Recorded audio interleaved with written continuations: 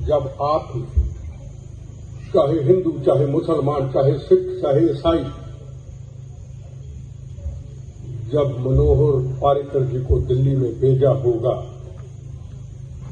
तो सबसे पहले पाकिस्तान को कहा होगा, इस मुल्क की सरहद को कोई छू नहीं सकता, इस मुल्क की सरहद की निगहगार है आगे।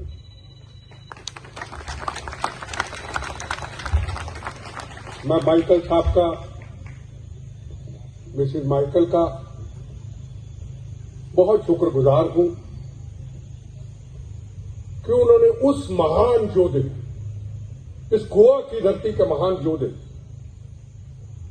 जिनके कारण और नरेंद्र मोदी जी के कारण आतंकवाद समाप्त हुआ, मैं उनका शुक्रगुजार हूं कि उन्होंने उन्हें याद किया। और यहां से निकलने वाला हर व्यक्ति पूरी दुनिया से कहीं भी होगा तो उनको सलूट करके जरूर जाएगा, जिन्होंने आतंकवाद का खात्मा किया। आतंकवाद को हमने बड़ा करीबी से देखा है। 14 बार हमने तो मैंने सहे हैं अपने शरीर के अंदर, पूरे शरीर में लोहा है, प्लेट्स है, बम्बों और गोलियों से। मैंने कभी सोचा नहीं था कि आतंकवाद कभी समाप्त होगा, और वो भी कश्मीर का आतंकवाद, जहां जवानों के ऊपर रोज पत्थर फेंके जाते थे, जब हिंदू, मुसलमान, सिख, ईसाइयों के तिरंगे झंडे को पैरों में रोता जाता था, जब जवानों पे गोलियां चलती थी, जब जवानों की बॉडियां कट कट के उनके घरों में, हर गांव में, पूरे देश में आती थी, और दूसरी तरफ पाकिस्तान में खुशियां मनाई जाती थी, पर फौज को यह हुक्म नहीं था कि अगर जवानों के टुकड़े टुकड़े कर दिए, उनको गोलियां चला दी, उनको शहीद कर दिया, आपको अगर गोली चलानी होगी तो दिल्ली से पूछना होगा। आपने मनोहर पर्रिकर जी को दिल्ली भेजा, नरेंद्र मोदी जी ने फ्री हैंड दिया, और मनोहर पर्रिकर जी ने पूरी फौज को फ्री हैंड दे दिया कि दिल्ली से कोई नहीं पूछेगा, एक गोली चलेगी, 100 गोली का जवाब दिया जाएगा। और जवाब दिया। हिंदुस्तान जंग नहीं चाहता। हिंदुस्तान के प्रधानमंत्री नरेंद्र मोदी जी जब प्राइम मिनिस्टर बने, हमने कभी नहीं सोचा था कि दुबई के बाद वो नवाज शरीफ को मिलने पाकिस्तान में जाएंगे और जिंदा वापस आएंगे। वो पाकिस्तान आतंकवाद की बहुत बड़ी फैक्ट्री, कभी बराक ओबामा ने कहा था, गए मौत का कफन बांध करके, आपके लिए, हमारे लिए, पाकिस्तान के आम आवाम के लिए, हिंदुस्तान की तरक्की के लिए, पाकिस्तान की तरक्की के लिए हम महात्मा गांधी की सोच पे चलना चाहते हैं। हम नया रास्ता अपनाना चाहते हैं। हम जंग नहीं चाहते। पाकिस्तान में गए, जिंदा शहीद की तरह वापस आए, और क्या किया पाकिस्तान ने? 15 दिन के बाद पंजाब के अंदर पठानकोट और दीनानगर की घटना, हमारे एयरक्राफ्टों के उस कैंप के ऊपर हमला कर दिया, और उसके बाद पाकिस्तान को बता दिया मनोहर पर्रिकर जी ने, नरेंद्र मोदी जी ने, कि अब आपसे कोई समझौता नहीं होगा। और कह दिया पाकिस्तान को, मनोहर पर्रिकर जी ने, नरेंद्र मोदी जी ने, हे बात तेरा साफ एक नजारा ही रहेगा, तू किस्मत का मारा है, मारा ही रहेगा, तेरे हर सवाल का जवाब करारा ही रहेगा, कश्मीर हमारा है, हमारा ही रहेगा, कह दिया पाकिस्तान को। चला गोली कितनी चलाता है, 1 चलाएगा, 100 चलाएंगे। उसके बाद बालाकोट की घटना, हमारे 42 जवानों को शहीद कर दिया गया। चुनाव सामने था, सरकार क्या करे? अगर एयरक्राफ्ट भेजे सर्जिकल ऑपरेशन में 2 भी गिर गए, 1 भी गिर गया, तो चुनाव में असर आता। और नरेंद्र मोदी जी और मनोहर पर्रिकर जी ने कहा, चुनाव जीते या ना जीते, सरकार बने या ना बने, 42 जवानों का बदला लेंगे। बालाकोट में घुस करके वो सर्जिकल ऑपरेशन किया। 500 के करीब वो आतंकवादी जो हिंदुस्तान के अंदर, चाहे पंजाब हो, चाहे दिल्ली हो, चाहे गोवा हो, पूरे हिंदुस्तान में दहशत फैलाना चाहते थे, उसको खत्म करके, तबाह करके, जिंदा शहीद की तरह 15 मिनट में जवान वापस आए। ये आपकी ब्लेसिंग से हुआ। आपको भी सल्यूट करते हैं, आपके आगे भी हमने सिर झुकाते हैं कि ऐसे महान लीडर दिए आपने। और उसके बाद पारिकर जी मौत की जंग लड़ रहे थे और एक तरफ जंग थी उन सरहदों के ऊपर भारत मां की वो जंग कि मेरी भारत मां को आंच ना आए, मेरे जवानों को आंच ना आए। एक तरफ मौत की जंग, एक तरफ भारत मां की सरहदों की जंग। वो जंग उन्होंने जीती। अगर सर्जिकल ऑपरेशन ना होता, क्या 370 धारा हटती? 370 धारा 75 साल की कैंसर की बीमारी को, जहां हजारों जवानों की शहादत हुई, हजारों बहनों के सुहाग उजड़ गए, हजारों बच्चे यतीम हो गए, पार्लियामेंट के ऊपर हमला हुआ। आज उनका वो दिन है शहीदों को याद करने का। 26/11 की घटना हुई, पूरे देश के अंदर आतंकवाद था, रोज सुना करते थे। आज आप दिवाली के दिनों में दिल्ली ब्लास्ट हुए, ट्रेनों के अंदर बॉम्बे में ब्लास्ट हुए, जयपुर के अंदर राजस्थान में एक दिन के अंदर 120 लोगों को मार दिया गया। कोई दिन ऐसा नहीं था, सुबह अखबार पढ़ते थे, रात को टीवी पढ़ते थे, आज यहां गोली, कल वहां गोली, कल वहां फसाद। और आपने वो योद्धे दिए। अगर आप ना बेचते उनको, आप ना जिताते उनको, हिंदू मुसलमान सिख ईसाई उन पे विश्वास ना करता, उनको जिम्मेदारी ना मिलती, क्या 370 धारा हटती?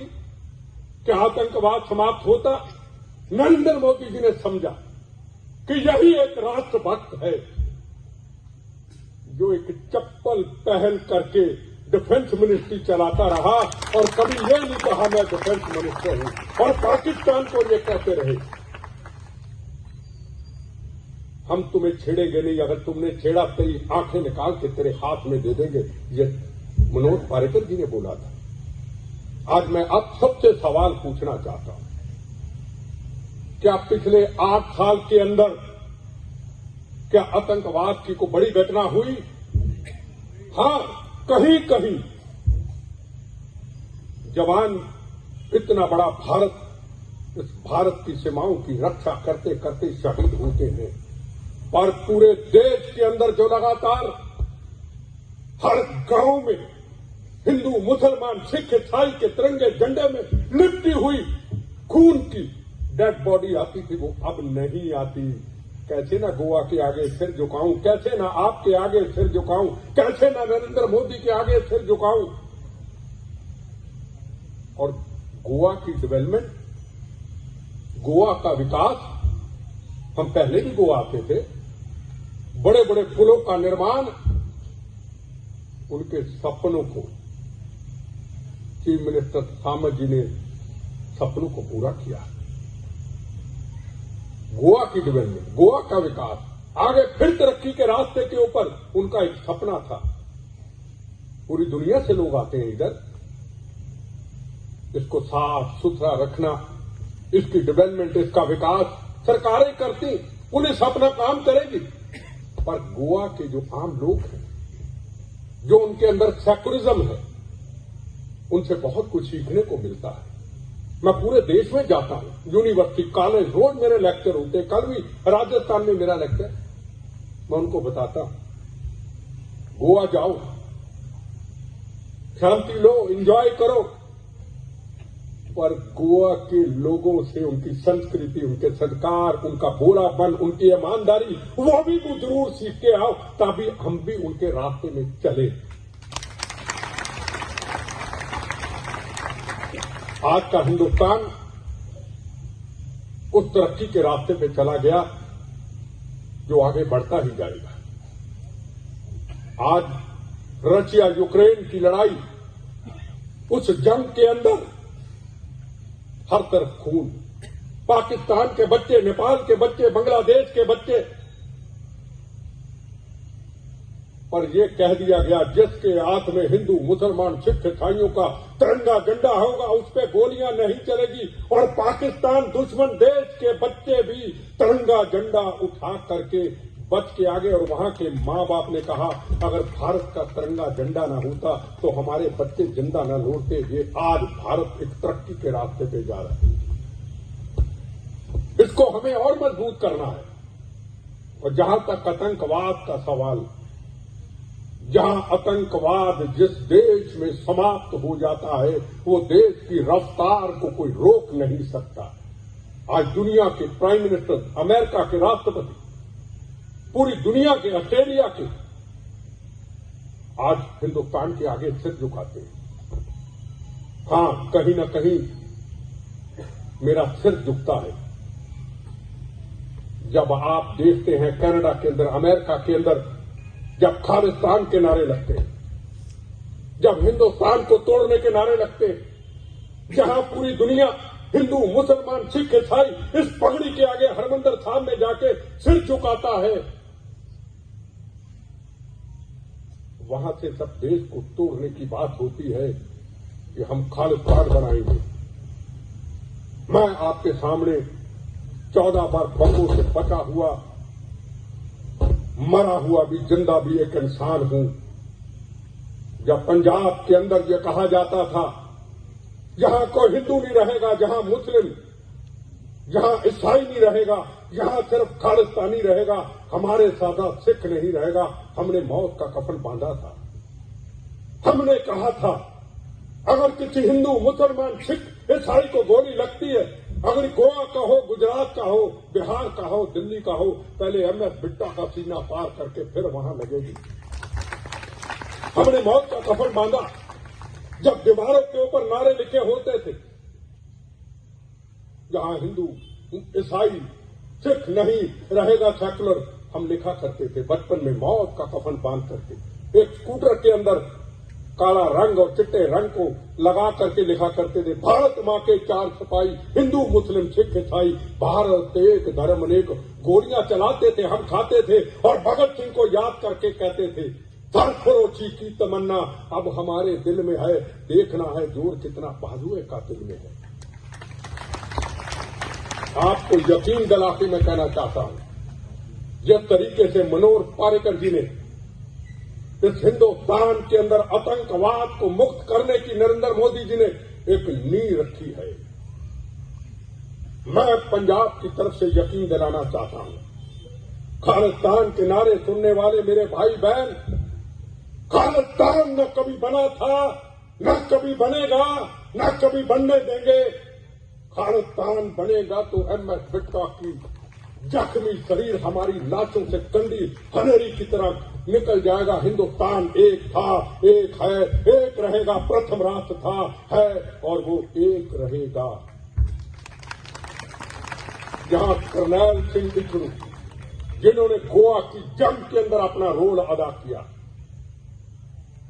वो मनोहर पारिकर जी का सपना था, जो आपके चीफ मिनिस्टर सावंत जी ने पंजाब के अंदर उनके घर घर में जाकर के उनकी माता, उनके बच्चे, उनके परिवारों को मिलकर के फाइनेंशियली जो हेल्प कर सकते तो की, उनका मान सम्मान किया।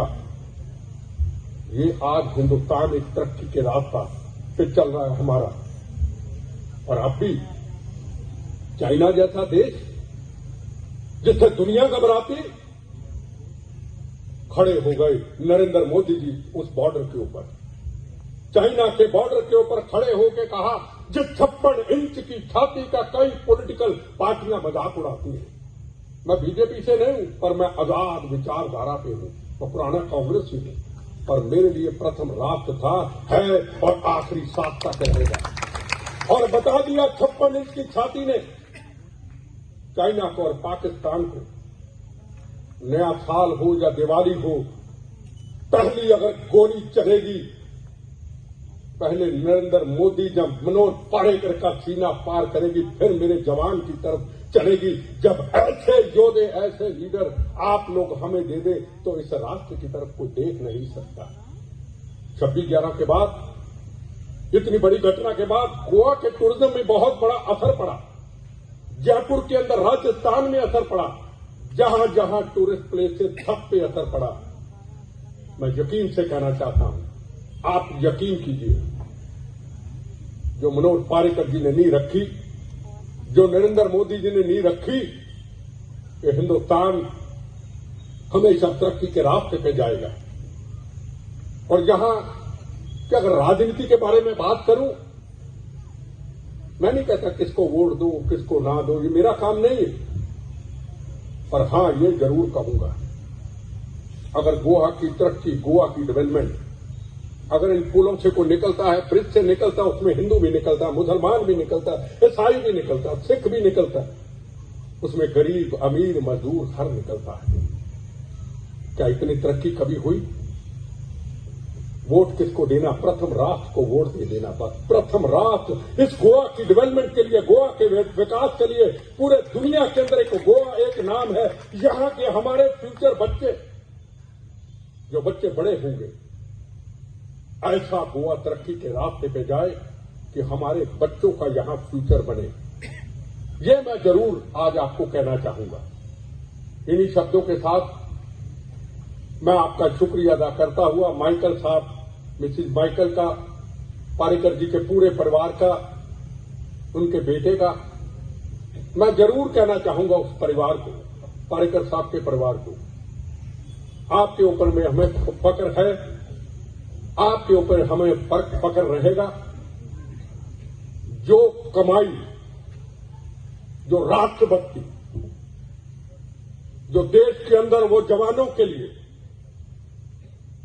जिन जवानों की, हजारों जवानों की हमारे राजनीतिक गलतियों के कारण शहादत हुई, आने वाले वक्त के अंदर उन पॉलिटिकल पार्टियों से सवाल पूछे जाएंगे।